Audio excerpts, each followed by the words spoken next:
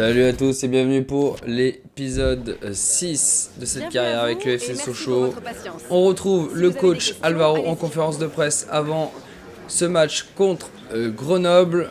Alors ils vont parler de transfert de Boto, c'est une bonne affaire, et évidemment c'est une bonne affaire et il fera ses débuts contre Grenoble. Il va apporter son expérience de la Ligue 1 notamment, même s'il n'y a pas joué dans le jeu. Alors oui, Boto est l'homme idéal pour remplacer Ndour. Il a un bon niveau et il fera largement l'affaire pour cette saison. Il fera un beau duo avec Armand Gomme notamment.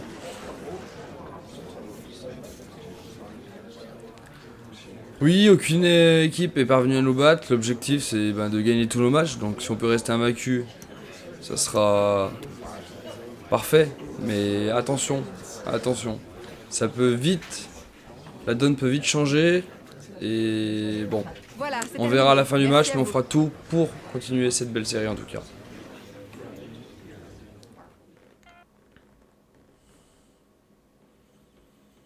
Et c'est donc parti pour ce match contre Grenoble qui est actuellement 8ème avec 7 points.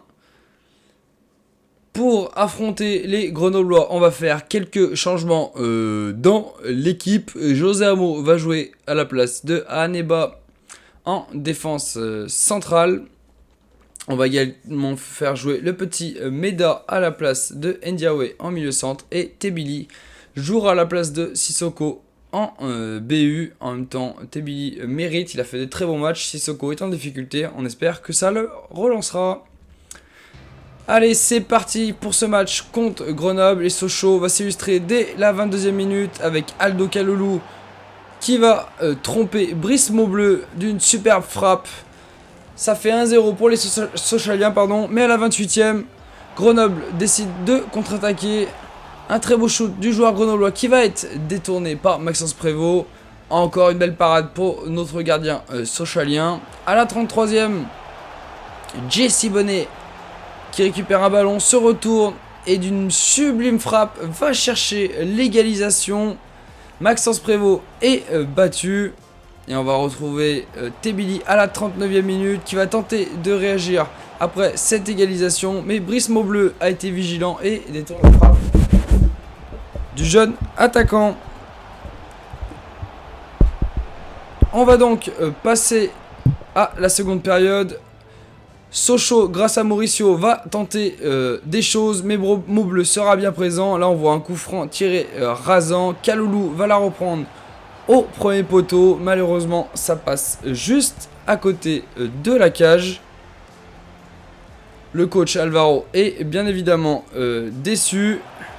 À la 63e, Grenoble se provoque des occasions franches et Jesse Bonnet va en profiter pour inscrire un doublé et crucifier les joueurs sochaliens pour le 2-1.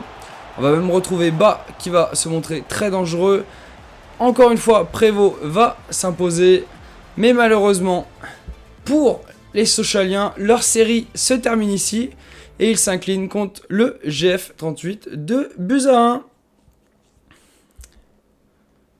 Au niveau des stats, Grenoble mérite largement sa victoire. Il n'y a rien à dire, ils ont été bien plus forts. Le coach Alvaro a fait des choix, notamment de titulariser le jeune Meda. Est-ce que ça a été une bonne chose? Un manque d'expérience, ça a peut-être pu jouer. En tout cas, Amo était très bon. C'est déjà une bonne chose, mais bon. Westbeck a été très bon aussi sur son côté droit. C'est pas souvent qu'à droite il arrivait à s'illustrer, mais je crois qu'il est en train de prendre pleinement son poste en main. Les milieux centraux ont été très mauvais, mais tous. Il n'y en a pas un pour attraper les autres. Mauricio a été bon avant sa sortie. Kaloulou, comme d'habitude, très bon. Sissoko en retrait. Mais Tebili, c'est une nouvelle fois illustré. Très bonne chose. Tebili est toujours au top de sa forme. Et on a reçu le rapport mensuel des jeunes joueurs français. Avec des joueurs plutôt intéressants. On va voir ce que ça donne en termes de prix. Hervé Maréchal, il a un beau potentiel. Il a que 88 et puis on n'est pas sûr qu'il l'atteigne. Mais il a été recruté pour sa valeur. Bon, Lucas Train, pardon, trop faible. Non, le premier n'a pas été recruté, il me semble. Je dis des bêtises. Jérôme Briand, lui, a bien été recruté. Hector Michel, lui aussi, a été recruté. Adrien Charles et Loïc Lambert, des joueurs qui ont été recrutés parce qu'il y a une valeur marchande à se faire, même s'ils ne passent pas dans le centre de formation. Il faut rentabiliser. Je vous rappelle qu'il faut terminer avec un seul positif de plus de 2 millions d'euros. Et de toute façon, on va le voir. On va tenter des changements de poste pour certains joueurs, notamment Radovan Maric. On va le passer en milieu centre. Bon, évidemment, on va pas le laisser milieu défensif centre. Même si, avec une note aussi faible, il risque très peu de jouer. Jérôme Briand, lui, va être envoyé en équipe première pour être vendu, bien évidemment. Il n'aura pas le niveau pour s'imposer dans l'équipe de Sochaux, donc on va le vendre sans plus tarder. Au niveau du reste de l'équipe, le petit Adrien Charles va changer de poste. Il va passer milieu droit. On avait regardé aussi pour... Non, il va passer buteur. Je me confonds avec un autre joueur. Il va passer buteur. Il a des qualités pour passer buteur. Il a un profil plutôt intéressant. Un général à 55. Donc il y a peut-être moyen de s'en servir avant la fin de la saison. Donc c'est plutôt intéressant. Et là on voit Jérôme Briand qui a été placé de suite sur la liste des transferts. A noter également que Mayenda a été prêté à Crawley Town pour 1 an. Bon, on prend tout le salaire, mais au moins s'il peut progresser, ça sera bien. Surtout qu'il est très faible en termes de général. Donc on va aller chercher tout ça. On a trouvé un accord de prêt pour Adrien Delphis, mais ça fait plusieurs fois qu'il refuse des prêts. J'espère qu'il va accepter. Et on est rentré dans les dernières heures du mercato et on a reçu beaucoup d'offres, notamment pour Maxence Prévost, notre gardien. Une offre plutôt intéressante de Malmo, mais Maxence Prévost ne voulait pas partir et on ne voulait pas le lâcher. Ça tombait bien. Tony Mauricio a lui aussi reçu une belle offre de 2 350 000. Le joueur a accepté de rester au club. Il ne souhaitait pas aller en Espagne. Encore une très bonne nouvelle. On a reçu une offre pour Valentin Henry de la part de Watford. Valentin Henry nous a parlé. Il a parlé au coach Alvaro et il a annoncé qu'il souhaitait partir. Mais que s'il ne partait pas, c'était pas grave. Du coup, le coach a décidé de tenter une négociation avec Watford pour essayer de récupérer un petit peu d'argent. En cas de départ de Valentin Henry, il faudrait certainement recruter un défenseur droit, surtout que oui, c'est Julien Faussurier, son remplaçant, commence à se faire vieillissant. Alors, le coach qui a proposé 1 950 000 pour récupérer Valentin Henry. Bon, bien évidemment, Watford a dit non, on ne veut pas. Ils ont reproposé une offre au même montant que la première. On va voir ce que tente le coach Alvaro. 1 850 000. Est-ce que ça va passer du côté de Watford? Il propose 1 600 000. Non, il veut pas le lâcher en dessous de 1,8 million. Alvaro, il le dit. Il lui repropose une offre. Et du coup, non. L'offre est trop élevée pour Watford. C'est dommage, pour des clubs anglais, ils ont l'argent. Valentin Henry va donc rester chez nous. On va recevoir une offre pour Ismaël Aneba. Une offre plutôt intéressante de 2,2 millions, mais le joueur ne souhaitait pas partir aux Young Boys. Il a préféré rester au club, ce qui est une très bonne nouvelle.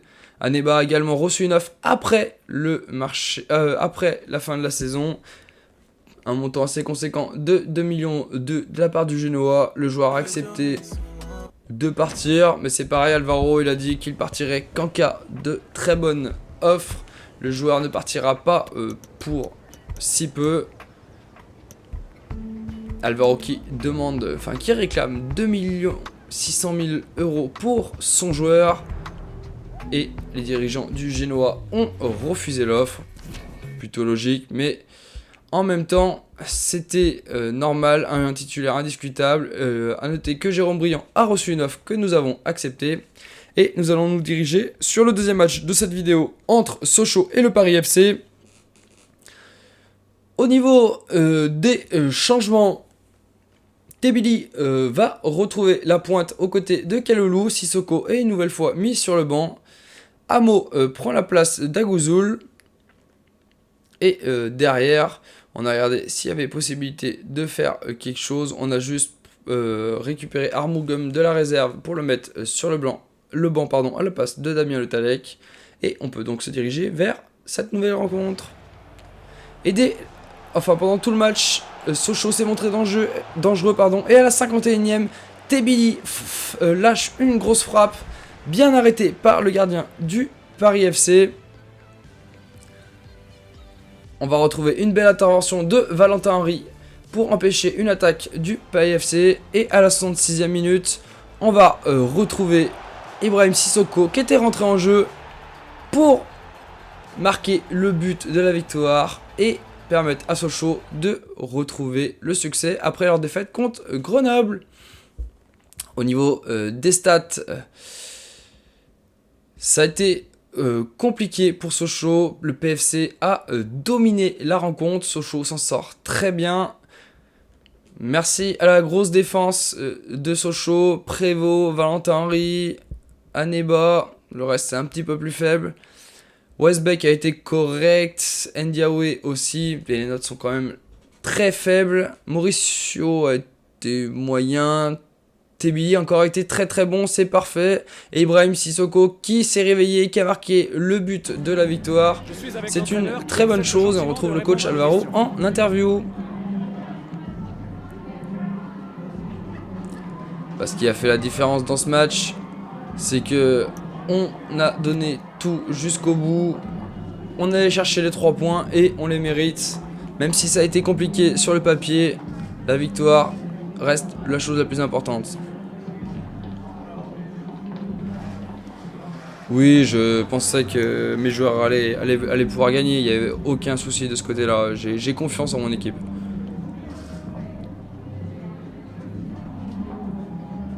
Avec Iglesias, ça a été très bon. Il a fait beaucoup de mal à notre défense. Non, il a fait beaucoup de mal à notre équipe. Après, le joueur mérite les louanges. Il a été excellent. Donc, on va pas revenir là-dessus. Il a été bon.